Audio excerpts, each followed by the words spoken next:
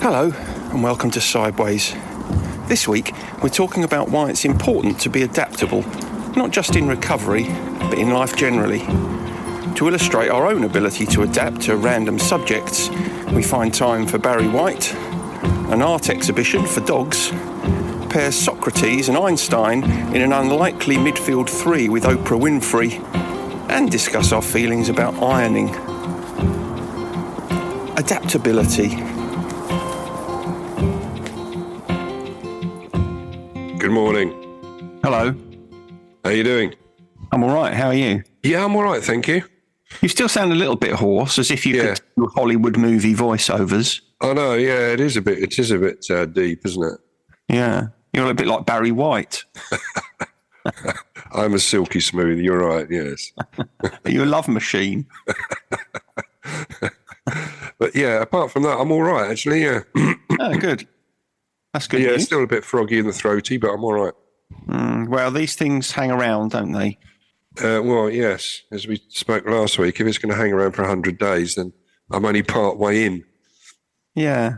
Maybe you'll just have sort of remnants of it in 100 days. Yeah. Yeah. Anyway, Let's hope not. Well, yeah, quite. Yes.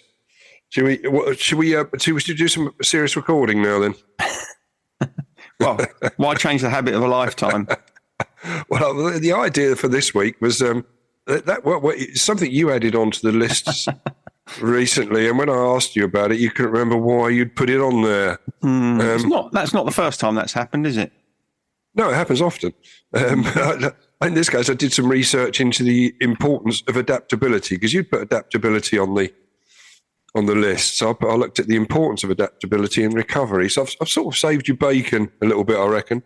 I've shoehorned it in. You say you saved my bacon, but I mean, obviously, it all will be revealed in the fullness of time. But it sounds as if when you embarked upon the research, you found sufficient material to make an episode. So I'm not sure you saved my bacon, really. I forgot why I suggested it, but it sounds as if it might not have been a terrible suggestion in the first place. No, it wasn't. No, I've managed to shoehorn it into place, as it were. When you finish being a martyr this morning, could you let me know?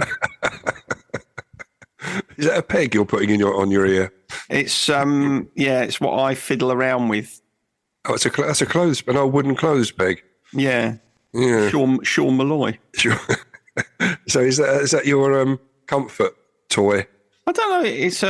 I fiddle with it.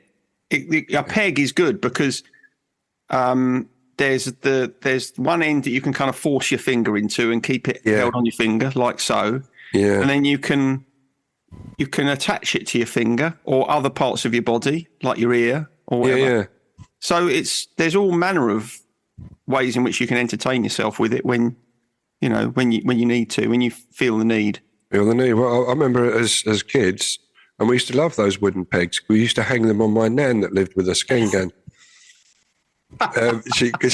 So she'd be walking around with a load of pegs hanging from her cardi and stuff. Yeah, so it was fun. Do you know? I don't know whether I'm just imagining that I remember that, but I can remember that. I don't know. Perhaps it was something we did at home as well, but that's ringing a bell, the idea of hanging wooden clothes pegs off people's clothing. Yeah. I mean, it's the obvious thing to do, isn't it? Well, it is. And we used to do it to Gangan, and she used to put it, when she'd walk along the road to the corner shop, sort of clattering to the sound, like those wooden wind chimes that you get in gardens these days. So, that's what that reminded me of when I saw you playing with a wooden peg there. I think you just said corner shop, didn't you? And I don't think Beth would be very happy about that. I think Beth would say it was corner shop. Or would she say it was the corner shop? I get confused about where the emphasis ought to be. Corner shop or corner shop. I don't know. But I don't think it's that important, but I don't. Well, you don't say that to Beth. No, I won't, obviously, no. She'll fly into a rage. Okay, well, before we start on talking about adaptability then. Yeah. Before we start on that, there's a little story. Now, I think this is one you'd appreciate, especially as you're now doing a little bit of art, your little art course you're doing. Yeah. And your love of dogs, it sort of ticks both boxes here. Oh, lovely. It sounds right up my street. It is, because there was an article I was reading about it in Mexico. They've opened up an art exhibition that is designed to be appreciated by people taking their dogs along with them. Yeah, I know. Okay. Yeah, the official sort of citation from the collaborators of the exhibition is that the readings of the exhibition are based upon emotions, and the affectionate relationship between an owner and their dog is always there. And even more so now that we open this space for that. It doesn't really explain a great deal. And it sounds Not like really. So were there any examples of what sorts of exhibits there are? No, because they were using the exhibits they already had in the in the gallery and just moved around. There's a bit of Max Ernst in there and various others that are, but they put some poetry up as well that you could read to your dog. To immerse them. I don't suppose it was just pictures of bones and stuff. I was going to say, yeah, but a few paintings of biscuits and stuff like that. Yeah. Go down a treat, wouldn't it? Oh, treat! I like it. Yeah. Or the odd tree, and they sort of wander around and think, I wouldn't mind having a piss up that. Yeah, but whatever it might be. So it wasn't. It seemed like they'd again sort of shoehorned it in but allowing dogs in, I think it's quite good, isn't it? Because dogs get excluded from some places, and yeah. So I'm going to start reading Daisy some poetry. I think you should. Might help. I mean, and if you are taking her to Mexico, have a look in this exhibition. Yeah, I've no plans. No plans at the moment. No, but if I do, I'll definitely put that on the list of things to do while we're there. Well, with her, because she's got failing eyesight, perhaps able to get her in there sooner rather than. Perhaps they'll have some little doggy braille stuff for her to put her. Yeah, well, I mean that would be the benefit of reading poetry to her, because she doesn't need her eyes for that, does she? No, she just needs her imagination. That's it, and her razor sharp ears. Exactly. She's certainly got razor sharp ears, particularly if you open in the fridge. Most dogs have, haven't they? They can hear that from a few blocks away. They go running home. Anyway, adaptability. Then I'm going to give you a quick definition, and I'll read this out as it was as I found it on the during my research. Adaptability is the ability to adjust our thoughts, feelings, and behaviours to handle new, challenging, or complex situations. Sounds like it's necessary in recovery. All of them are necessary in recovery. Yes. Yeah. Okay. Yeah, it's an essential trait that enables individuals to navigate life's changes and respond effectively to unpredictable conditions. So it goes on to say that adaptability isn't merely about surviving change; it's about maintaining a positive attitude against it. Yeah. And apparently there's sort of 4 stages or 4 areas of adaptability I just wanted to touch on. Lovely. But you're right. It did. The more I looked at it, the more it did fall into recovery. It fell in very well. Anyway, these 4 stages, or these 4 areas. The first one is awareness. It's sort of when you recognise that a change has occurred or is about to change or about to happen. Being aware helps you understand the nature and impact the change is going to have on you. Now, again, with recovery, it's really important because you are going into the unknown. So you have got to start to not go in with preconceived ideas. It's a whole new era. So a preconceived idea going into recovery might look like too much complacency, or imagining that, well, I'm never going to get through this. This is just going to be hell and it's never going to end. So those would be examples of an absence of adaptability, or an absence of realism as well.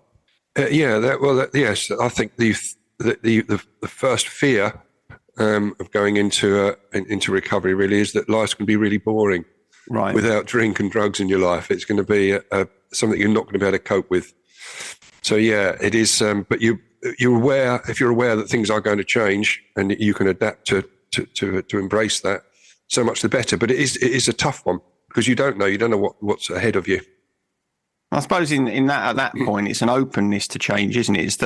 It is. The greater the degree to which you can say to yourself, I don't know what the future holds, but I'm going to do my best to just roll with it. Yeah. And the more likely you are, not only in recovery, but in anything, the more likely you are to thrive in it. Right? In that environment, you are. The second point was acceptance, and which involves coming to terms with the change. And it doesn't mean you necessarily agree with the change, but rather that you're going to acknowledge it's happening and start working with it and not resisting it. So it's and again, that's important in recovery, because you don't know what it is. You really are going into the unknown. You're not just turning back the clock to when you weren't a drinker or a drug taker. Because we can't do that, can we? No, you don't. You're not turning the clock back to that point. You're starting afresh without those substances in your life. So I suppose. So there's no real reference point. It is a whole new section of your life. A whole new world. A whole new world, yeah. That's a song, isn't it? It is, but I can't remember who it's by. No, I couldn't remember either. I suppose the way that acceptance is required of all of us, in situations that we all have experienced, is that it's a part of bereavement. When you get to the point where you are acknowledging that person is no longer there and that life can still go on and still even perhaps be enjoyable in the absence of that person.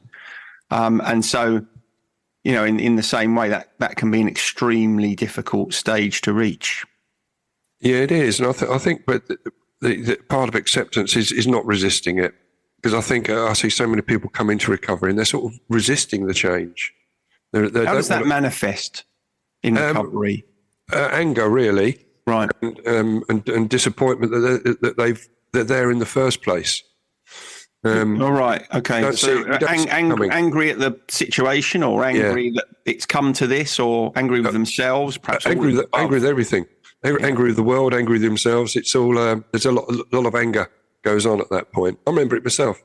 Mm-hmm. Yeah, I remember feeling that you question yourself. You're in a bad way anyway, when you feel pretty down on yourself, and you think, "Oh God, I've let myself get into this mess." I suppose at that stage in recovery, you're likely to see anger, because anger tends to be an overlay for more vulnerable emotions that you don't want to show. And that's right too. Yeah, absolutely. Yeah. So probably the thing that people are most feeling is fear, isn't it? You're afraid, aren't you, at that point? It is, again, the fear of the unknown.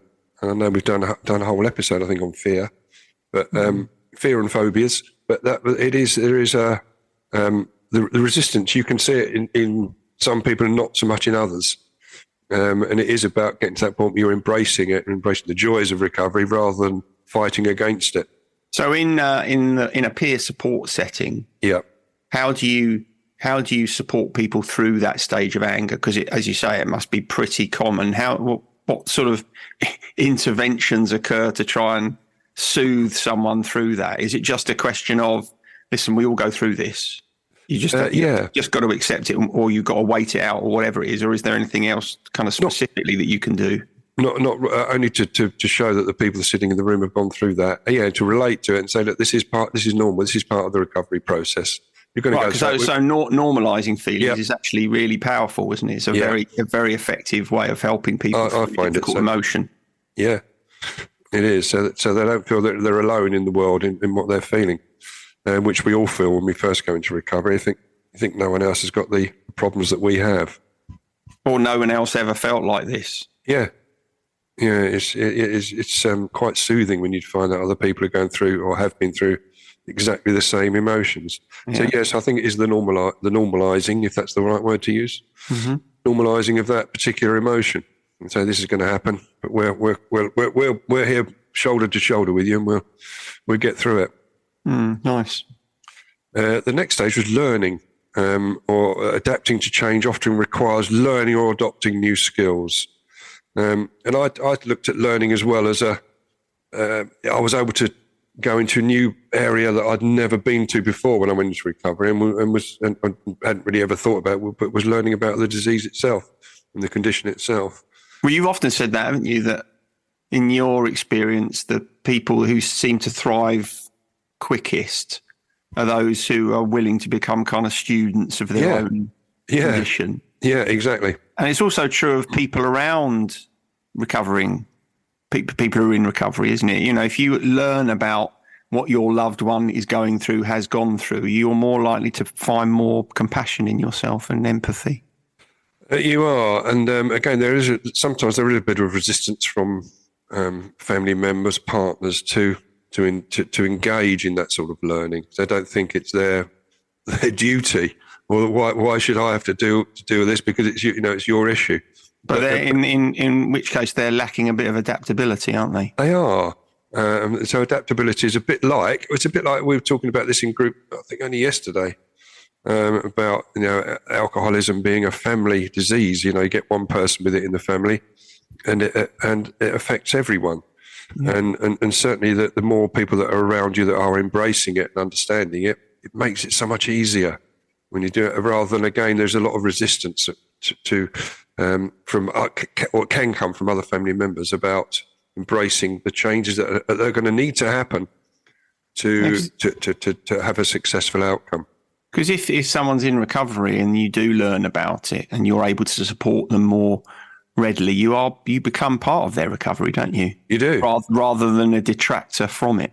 You're absolutely right. So I think it's important to make the distinction, isn't there? There's a distinction between, nobody's saying that family members are culpable or responsible for the problem, but you can be part of the solution. You can, absolutely right, which is a great way of putting it. Yeah. Yeah, you can. But I think the learning and adopting new skills, it's not just about learning about the disease. I think it's adopting new skills about yourself and about the process of how you're going to change, because that's going to happen. Whichever way you go, it's going to happen. Whichever recovery route you adopt, you're going to change as a person. And adopting new skills, I think we've all had to do that in recovery.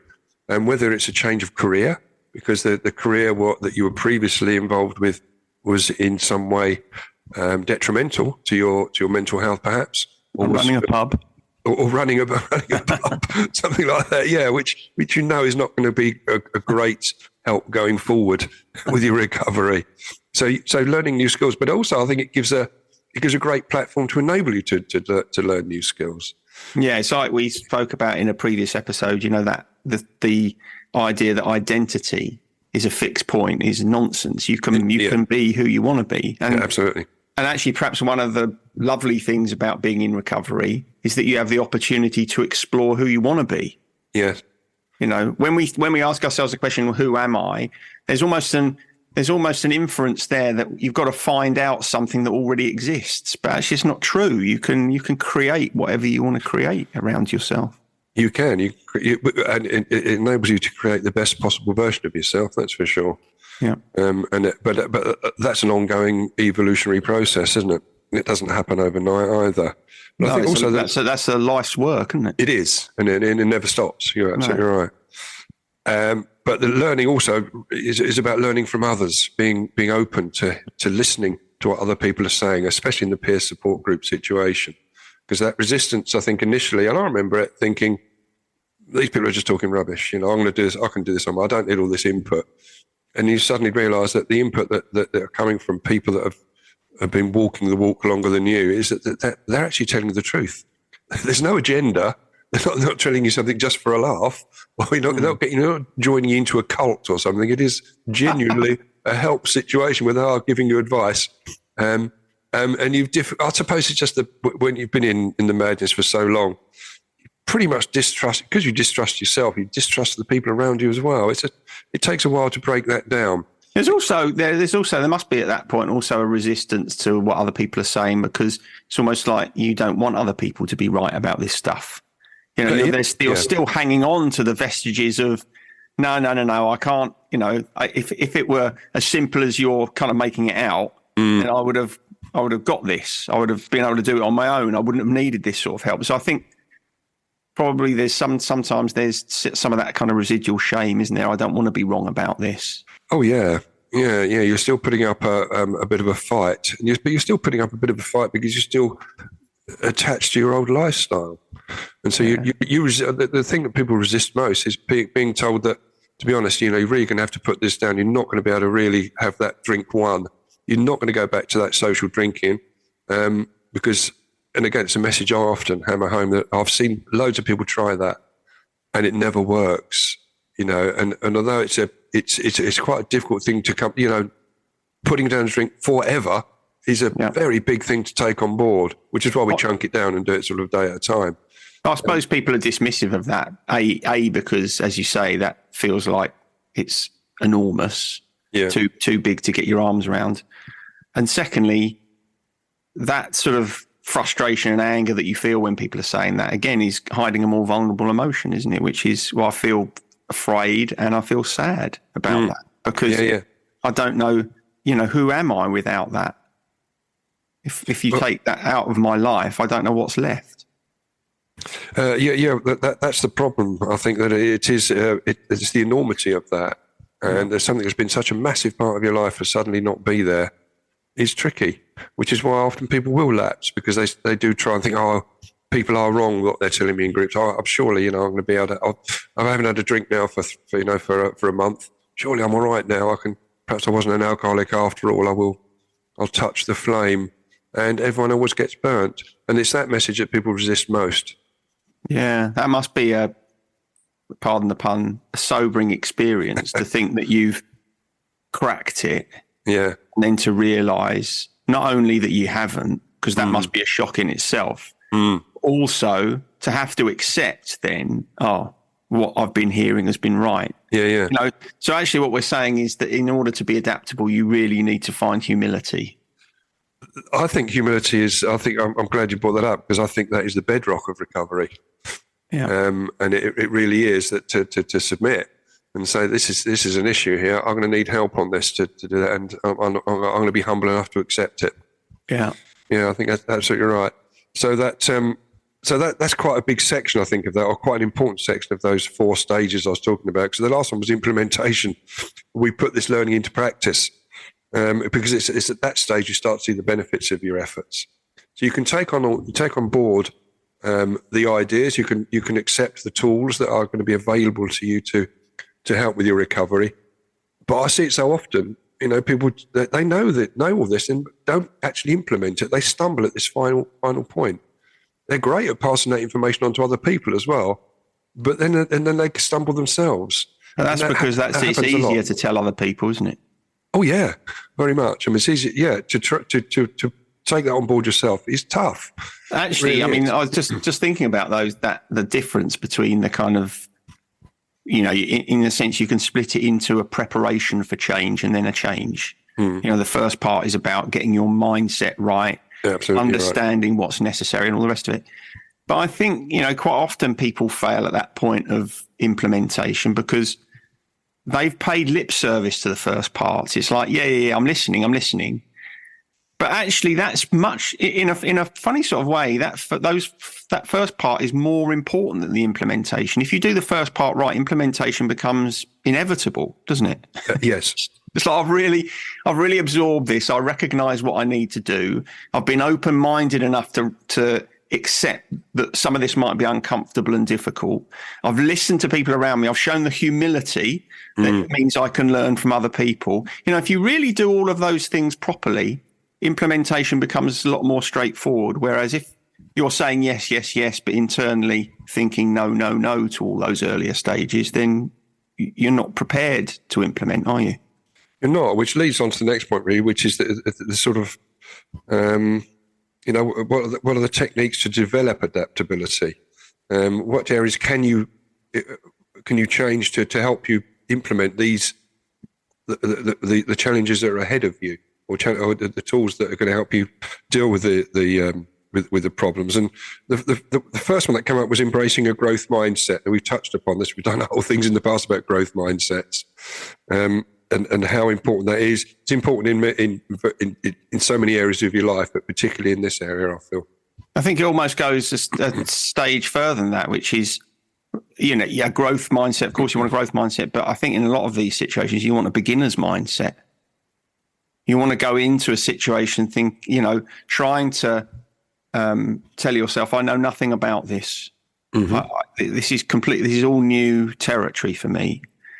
And when you can do that, when you can, as far as possible, clear your mind of preconception and assumption and bias and all of that stuff, the more you can do that, the more you're coming to something completely open and fresh.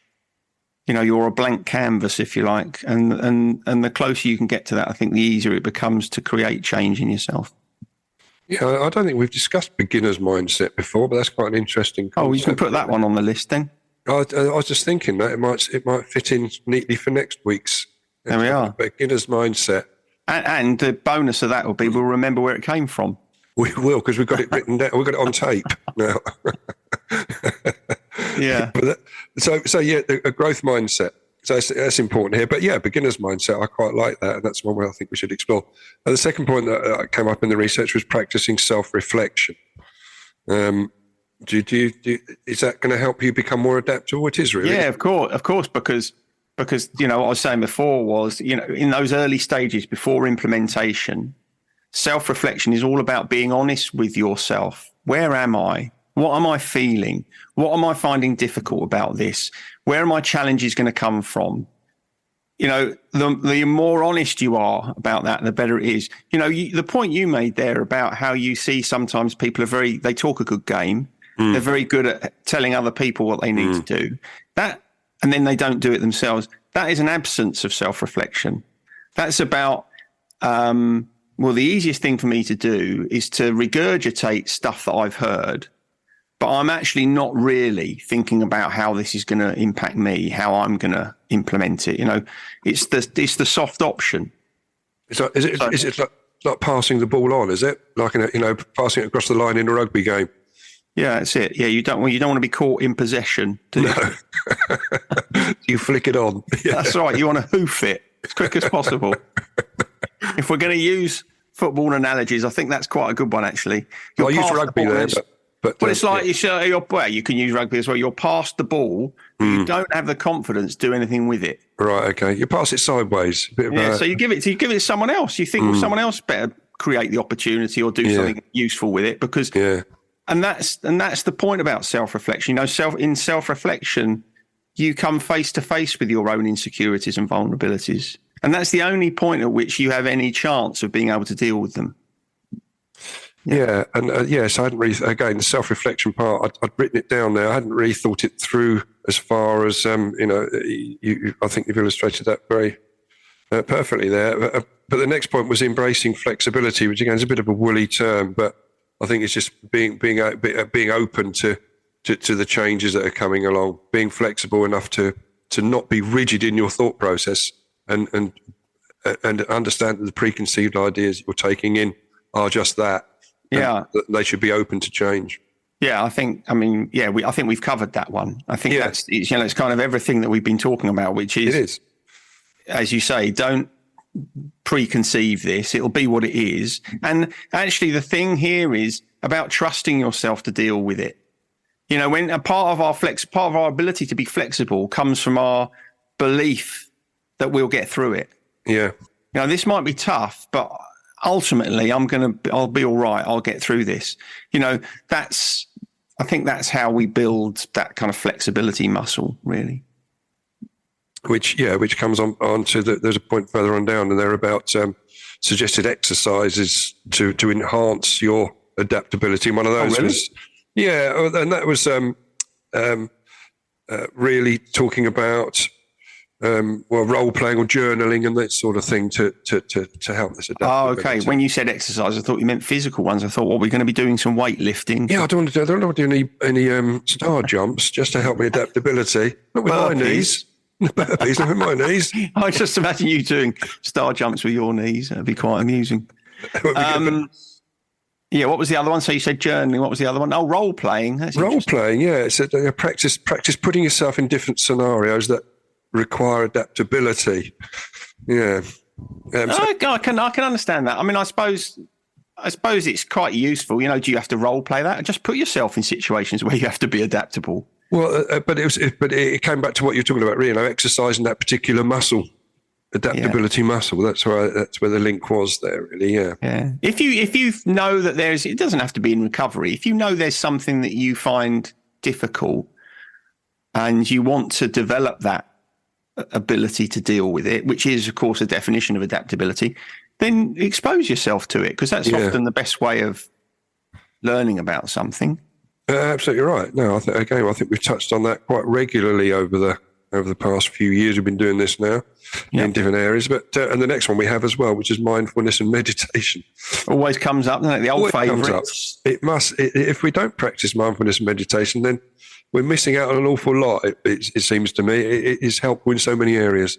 I don't know if we've ever said this. I think we probably have, but it's important, I think, to recognise that mindfulness is quite a broad church. You know, there are lots of things you can do mindfully. I think I've said before that, you know, I consider my meditation walking the dogs. Yeah. So you don't have to sit with a gong and burning incense.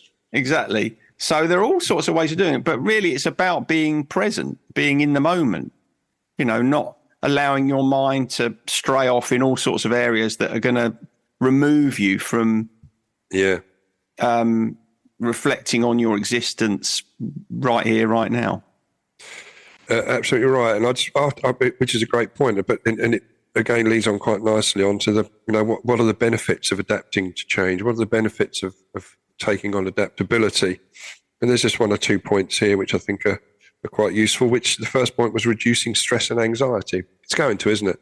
If you could, because change is going to happen. Yeah, absolutely right. So if you can't adapt to it, you are definitely going to feel more stressed and anxious. Therefore, your ability to be able to adapt to change that will inevitably occur is likely to make life a bit easier for you. It reduces the overall anxiety. And another one of the benefits of adapting to change is the personal growth that you will feel from that and achieve from adopting adaptability. Yeah, when you're adaptable, then you're kind of pushing out. So you're willing to push outside of your comfort zone, aren't you? Yeah, you are.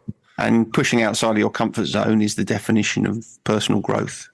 It is, and you'll end up with enhanced performance in all areas of your life. It's not just recovery. As some of the research was linked directly towards recovery.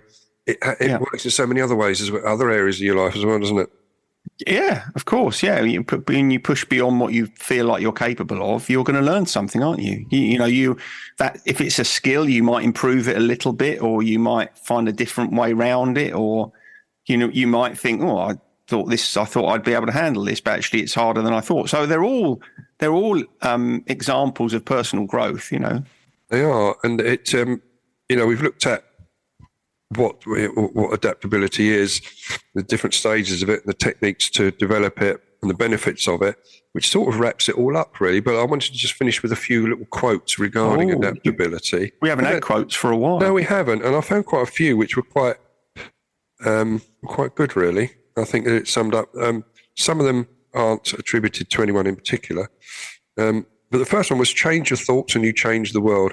I mean, it's a little bit woolly, that one, really. But the second one I quite like is "Change is inevitable, growth is optional," which is totally about adaptability, isn't it? You can either embrace it and run with it, or you will stay in the same position and nothing's going to happen. Yeah, the next one, I'll tell you who said this at the end. The greatest discovery of all time is that a person can change their future by merely changing their attitude. But I thought, that's quite profound, but that was from Oprah Winfrey. Oh. Yes, perhaps I had a bit of a sanguine attitude towards her, but I think it's quite. Oh, she. I think she comes up with quite a lot of nuggets like that. She hangs around with Deepak Chopra and people like that. Doesn't she? So she's going to take some of it's rubbed off, isn't it? It obviously, but it seems like I'm putting her in the same category then, Oprah Winfrey, because the next one is by Albert Einstein. The next one. I'm sure she'd be delighted. And the one after that is by Socrates. So the last two. So she's in very good company. That's not a bad midfield. It's not.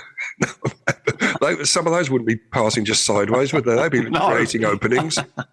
But Socrates, I mean, there was a Socrates, wasn't there? There was a Brazil. Played for Brazil, yeah. Yeah. Well, Socrates says the secret to change is to focus all of your energy not on fighting the old, but on building the new. That's disappointing from Socrates, to be honest. So? Well, it's just refocusing your energy. I think that's quite good. I'd say that is a bit of a sideways pass, that one. Is it? So you're putting Winfrey above Socrates at the moment? I think Socrates there. He's not really extending himself, is he? It's not overly insightful. Perhaps, I think there's better work I think he's got more in the tank. In the locker. Yeah, he's got more in his locker. Yeah. He hasn't left it all on the field, has he? Yes, generally speaking, he's got a good engine, hasn't he, Socrates? I'd be hauling him off at half time for that sort of performance. You have a word with him. You might want to bring Einstein on. But okay, let's see. No, because I'm not sure if you can agree with this or not, but it says the measure of intelligence is the ability to change. Yeah, I can see what he's saying.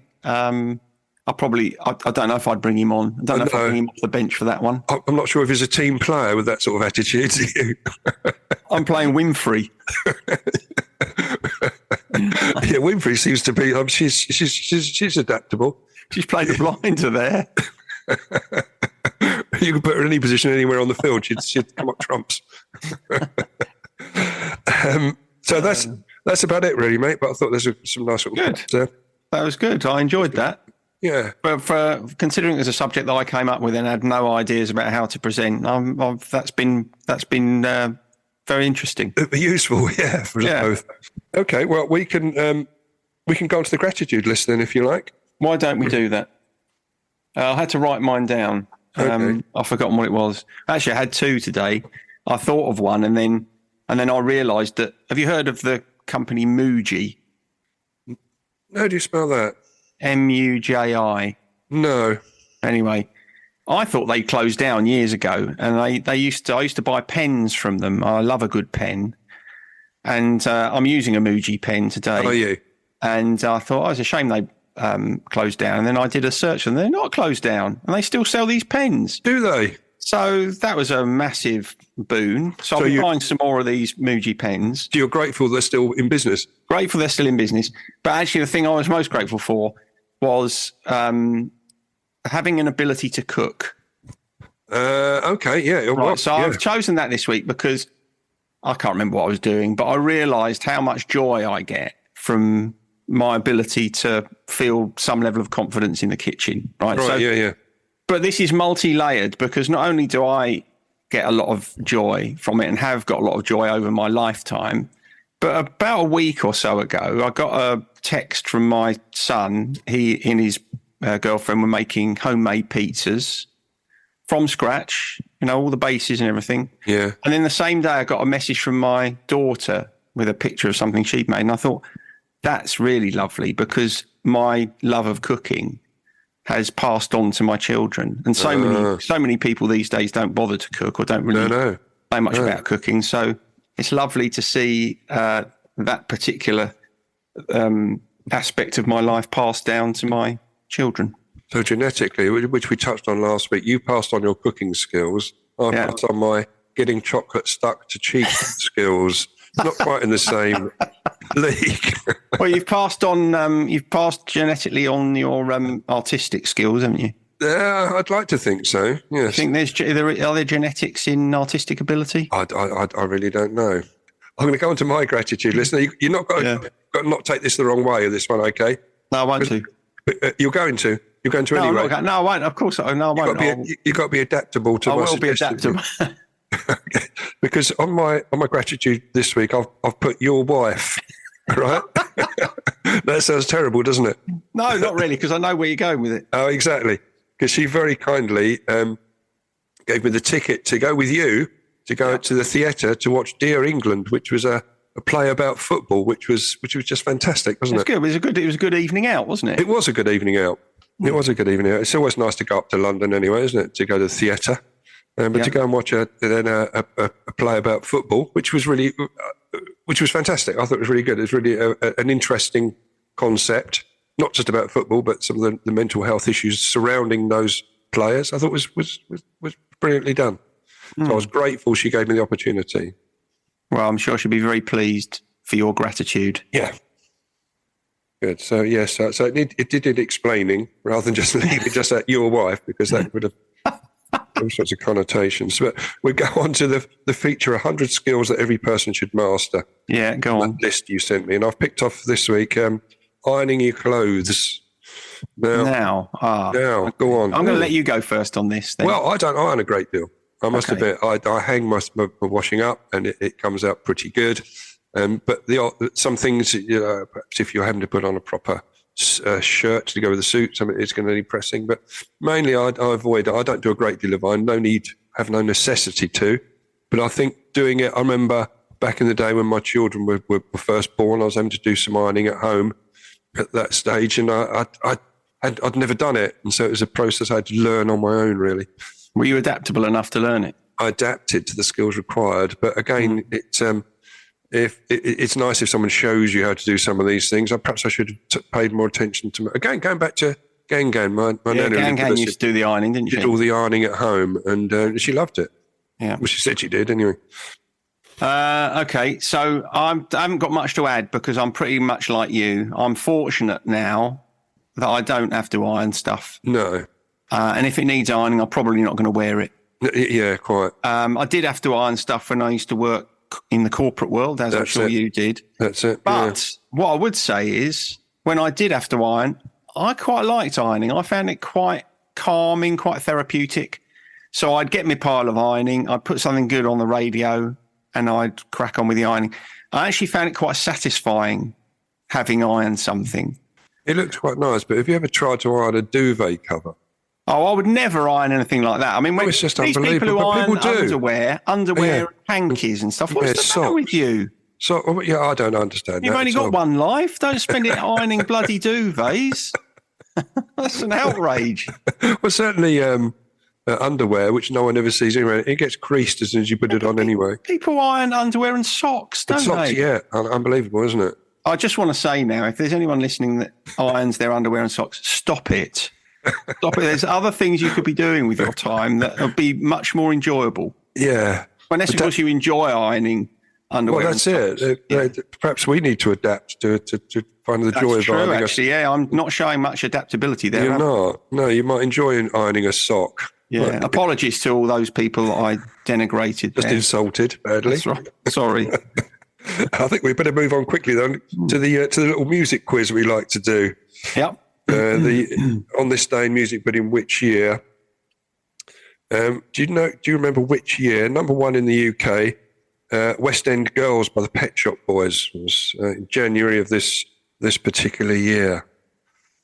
I remember when that first came out, I thought that is a new sound. I really liked it, the way that the spoken word was being used and stuff. I thought it was really that's going to be. Was that their first successful single? I think it was, wasn't it? Yeah. So I've got a Pet Shop Boys album actually. Have you? Yeah, you can't knock the Pet Shop Boys. They just my favourite Pet Shop Boys song was "Being Boring." Being boring. Yeah. I think they got a good, healthy back catalogue. So this is quite tricky. I'm thinking it's probably. Is it early 90s or is it late 80s? Okay. Thanks for your nod and your shake of head. I was giving you a bit of help there. I'll go 88. Well, you're 2 years out, so no points, mate. 86. Oh, that's fair enough then, because I asked for a bit of help then. You did, really, yeah. Bit of guidance. So that would have been cheating, wouldn't it? It would really, yeah. What was it? 86? Did you say? It was 86, yeah. So January 86, the number one. Now the next two questions was the year that someone was born and the year someone has died. Now the year that someone was born on the 12th of January, Mel C, Sporty Spice. You know, wow, Mel what do you reckon when she was born? Well, she's going to be younger than me. I'm going to say 1980. 1974. So she'd be 50 this year. Wow. Yeah. Right, I'm not doing very well here today, am I? No. Do you remember when this one might be a little bit trickier, actually? Oh, great. So you might end up with 0 points, 0 point. But no, you might get it. I mean, Maurice Gibb. Remember when he bloody hell, Maurice Gibb. He's dead, isn't he? He died at the age of 53. I think he was one of the first. Was he the first of the Bee Gees to die? Was he? Yeah. 53 was. He died at the age of 53. Yes. I wonder where he was in the pecking order of age of the Gibbs brothers. I'm not sure. Brothers Gibb, they called, aren't they? Really? Brothers Gibb, but he had the least hair, I think, in the end, didn't he? Did he? Yeah, didn't he go? He was went a bit bald. Sorry, how old was he? He was 53, so he wasn't that old, really. And I greater scheme of things. I'm going to go 2003. Exactly. Yeah, exactly right. 2003. Yeah, you got a couple of points there. You pulled that out of the bag. That's amazing. So when was he born then? I can't work it out. Well, 53 year 1950 then, wasn't it? Oh. Yeah. So I was spot on with that. That's amazing. You were, yeah. You did. I don't think I've ever got a 2-pointer in that question. In that category. No, it's tough. Oh, that was a flipping 91st minute equaliser. It was. Yeah. Magnificent performance from Einstein. Passes it to Socrates. Top left-hand corner. I think Winfrey there was an assist from Winfrey. Yeah, she's putting the strings. Yeah, Winfrey's putting the strings in midfield. Good work. All right. Good work, mate. Even though we managed to weed a little bit of footy talk in there. That's all right. It started with a metaphor. So anyway, everybody who's listening who doesn't want footy talk, you need to be a little bit more adaptable. Ah, now you're talking. A good way to round this up. See you later. See you next time. Bye. Laters. Sideways was created by Graham Landy and Martin Pankhurst. If you want to read more about our work or sort through the extensive archive of past episodes, just visit grahamlandywellbeing.co.uk/sideways-podcast. You can follow us on Twitter or Facebook or Instagram at Sideways Podcast, and you can email us if you have a question or if there's something you'd like us to cover. But most of all, we want to tell you how grateful we are that you come and listen, and we ask that if you've enjoyed what you've heard, that you spread the word. And we'll see you next week.